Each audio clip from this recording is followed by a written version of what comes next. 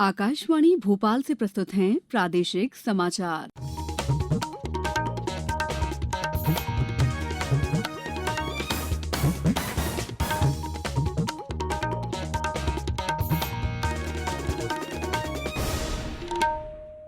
नमस्कार, समाचारों के साथ मैं दीपा सिंह। पहले मुख्य समाचार। शून्य जीएसटी रिटर्न भरने वाली कंपनियों पर नहीं लगेगा जुर्माना, वहीं अन्य कंपनियों को भी मिली रियायत।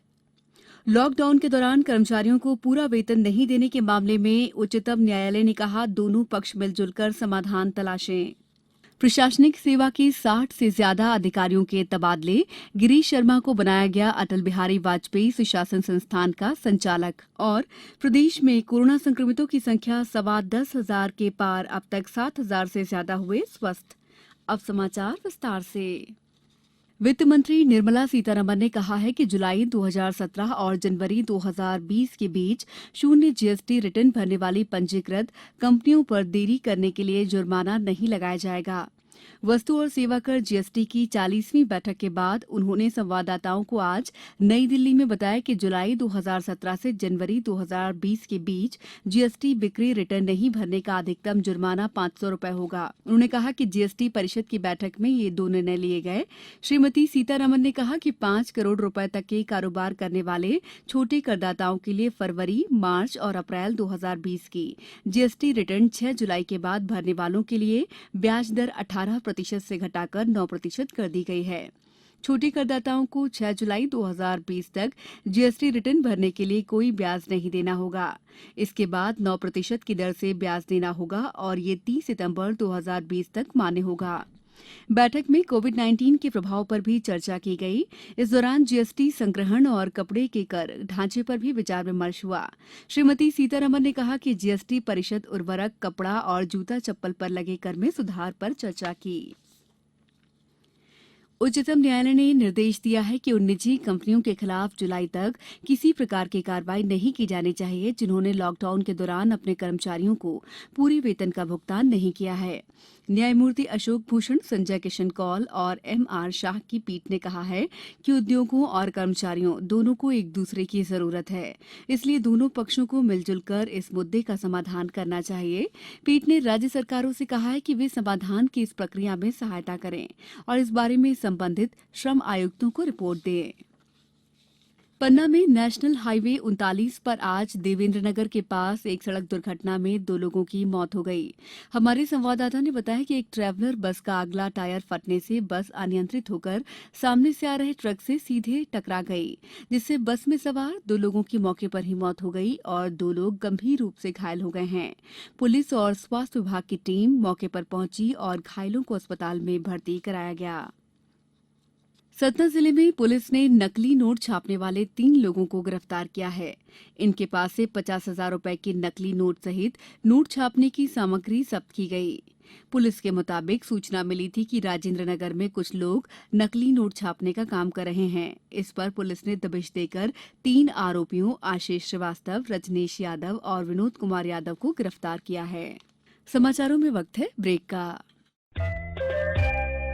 ये समाचार आप आकाशवाणी भोपाल से सुन रहे हैं। हमारे समाचारों को अब आप कभी भी और कहीं भी अपनी सुविधा के अनुसार सुन सकते हैं। ये समाचार बुलेटिन YouTube, ट्विटर और फेसबुक पर AIR न्यूज भोपाल पेज पर सुने जा सकते हैं। इसके अलावा आप हमारी वेबसाइट newsonair.com पर या AIR न्यूज ऐप पर भी समाचार सुन सकते हैं। ब्रेक के बाद समाचारों में आपका एक बार फिर स्वागत है। राज्य सरकार ने भारतीय प्रशासनिक सेवा के 10 अधिकारियों की नवीन पदस्थापना की है। इनमें डॉक्टर श्रीकांत पांडे अपर सचिव को अपर सचिव राजस्व विभाग, दीपक सक्सेना उप सचिव को प्रबंध संचालक ऊर्जा विकास निगम, बसंत कुर्रे उप सचिव को संचालक भोपाल गैस त्रासदी राहत और पुनर्वास, गिरीश शर्मा प्रमुख सलाहकार नगरीय प्रशासन को संचालक अटल बिहारी वाजपेयी सुशासन संस्थान का संचालक बनाया गया है। वहीं राज्य प्रशासनिक सेवा के 56 अधिकारियों के तबादले भी किए गए हैं। प्रदेश में कोरोना संक्रमितों की संख्या बढ़कर 10,15,000 से ज्यादा हो गई है। हालांकि 7,000 से ज्यादा मरीज स्वस्थ होकर घर लौट चुके हैं। वहीं अब सक्रिय मरीज केवल 2700 रह गए हैं। आज भोपाल से 31 संक्रमित स्वस्थ होकर घर लौटे। उधर अशोकनगर में संक्रमण के 8 नए मामले सामने आए हैं। नीमच जिले के जावद में 2 लोगों की रिपोर्ट पॉजिटिव आई है, जबकि 44 लोग स्वस्थ होकर घर लौटे हैं। जबलपुर में आज एक कोरोना संक्रमित की मौत हो गई। जिले में संक्रमितों की संख्या 302 है। शाजापुर में कल कोरोना संक्रमण के 5 नए मरीज मिले हैं। दमोह में आज 2 स्वस्थ होकर घर लौटे। यहां 27 में से मात्र 2 लोग पॉजिटिव बचे हैं। पन्ना जिला कोरोना मुक्त होने की ओर अग्रसर है। यहां कुल 21 पॉजिटिव मामले थे, जिनमें से 20 संक्रमितों को स्वस्थ होने पर डिस्चार्ज कर दिया गया। खंडवा जिले में आज फिर 3 नए कोरोना पॉजिटिव केस मिलने से संक्रमितों की संख्या बढ़कर 279 हो गई है। जिला महामारी अधिकारी डॉक्टर योगेश शर्मा ने बताया कि ग्रीन जोन में आने के प्रयास लगातार जारी हैं। आज हमारे पास खंडवा मेडिकल कॉलेज से कुल 129 रिपोर्ट्स नेगेटिव प्राप्त हुई हैं और साथ ही 3 पॉजिटिव रिपोर्ट्स आई हैं। इनमें पॉजिटिव व्यक्ति तो उनके हाई रिस्क कॉन्टेक्ट हैं, एक सारी वार्ड में एडमिट पेशेंट है और एक ओपीडी से पेशेंट हमारे पॉजिटिव आए हैं।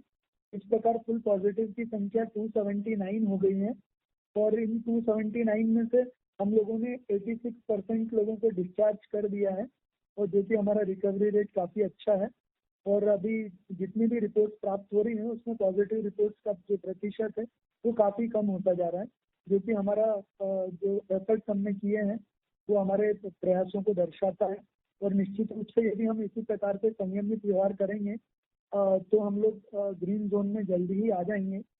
शहडोल जिले में बाहर से आए मजदूरों को रोजगार उपलब्ध कराने के प्रयास किए जा रहे हैं। जहां मनरेगा के तहत 50,000 से अधिक मजदूरों को काम दिया जा रहा है, वहीं अन्य योजनाओं के माध्यम से भी रोजगार देने की तैयारी की गई है। कमिश्नर नरेश पाल ने बताया कि ग्रामीण युवाओं का ग्रामवार, ब्लॉकवार और जिलेवार डाटाबेस तैयार होगा, जिसे 3 श्रेणियों में रखकर रोजगार उपलब्ध कराया जाएगा। मानसून महाराष्ट्र और छत्तीसगढ़ तक पहुंच गया है। इसके चलते प्रदेश में कई जगहों पर आज मानसून पूर्व की बारिश हुई। पिछले 24 घंटों के दौरान प्रदेश के उज्जैन, इंदौर, होशंगाबाद, भोपाल, रीवा, शहडोल, जबलपुर और सागर संभागों में कुछ स्थानों पर वर्षा दर्ज की गई। सीहोर जिले में 3.7 मिलीमीटर वर्षा दर्ज की गई। इसमें सीहोर में 10.3 मिलीमीटर वर्षा दर्ज की गई। मंडला से भी तेज हवाओं के साथ बारिश की खबर है। राजधानी सहित कई जिलों में प्री मानसून गतिविधियां जारी हैं। मौसम विभाग ने आज शहडोल, जबलपुर, रीवा, सागर, होशंगाबाद, उज्जैन, इंदौर, भोपाल संभाग के जिलों में गरज चमक के साथ बिजली चमकने और तेज हवा के साथ बारिश की संभावना जताई है। अब कुछ समाचार संक्षेप में। दिल्ली की जामा मस्जिद 30 जून तक बंद रहेगी। शाही इमाम सैयद अहमद बुखारी ने कहा है कि इस दौरान सामूहिक नमाज नहीं होगी। होशंगाबाद के माखन नगर में जहरीला कीटनाशक खाने से आधा दर्जन गायों की मौत हो गई। इन दिनों किसानों द्वारा मूंग की फसल जल्दी सुखाने के लिए कीटनाशकों का प्रयोग किया जा रहा है, लेकिन इसके खाने से पशुओं की मौत हो रही है। शिवपुरी जिले में राजस्व न्यायालयों के माध्यम से बंटवारे, नामांतरण संबंधी प्रकरणों का निराकरण करने हेतु विशेष अभियान चलाया जा रहा है। इसके तहत 22 जून तक आवेदन किए जा सकते हैं। कोलारस में समर्थन मूल्य पर चना खरीदी में हो रही देरी से नाराज किसानों ने केंद्र पर रखे 5,000 से ज्यादा बारदाने लूट लिए। होशंगाबाद जिले की 9 रेत खदानों का संचालन 1 साल के लिए पुराने ठेकेदारों को ही सौंपा गया है। इसके लिए खनिज विभाग प्रक्रिया पूरी कर रहा है। होशंगाबाद में कोरोना महामारी के दौरान अपना कार्य जिम्मेदारी से निभाने पर अटल बाल पालक समिति द्वारा आंगनवाड़ी कार्यकर्ताओं का सम्मान किया गया। मध्यप्रदेश जनजातीय संग्रहालय की साप्ताहिक श्रृंखला अभिनयन में आज बुंदेली लोकनाट्य स्वांग शेख चिल्ली ब्याह की प्रस्तुति हुई। इसका निर्देशन संतोष पांडे ने किया। अंत में मुख्य समाचार एक बार फिर। 0 जीएसटी रिटर्न भरने वाली कंपनियों पर नहीं लगेगा जुर्माना, वहीं अन्य कंपनियों को भी मिली रियायत। लॉकडाउन के दौरान कर्मचारियों को पूरा वेतन नहीं देने के मामले में उच्चतम न्यायालय ने कहा, दोनों पक्ष मिलजुल कर समाधान तलाशें। प्रशासनिक सेवा के 60 से ज्यादा अधिकारियों के तबादले। गिरीश शर्मा को बनाया गया अटल बिहारी वाजपेयी सुशासन संस्थान का संचालक। और प्रदेश में कोरोना संक्रमित की संख्या 10,15,000 के पार। अब तक 7,000 से ज्यादा हुए स्वस्थ। इस बुलेटिन में बस इतना ही। घर में रहिए, सुरक्षित रहिए और सुनते रहिए आकाशवाणी। नमस्कार।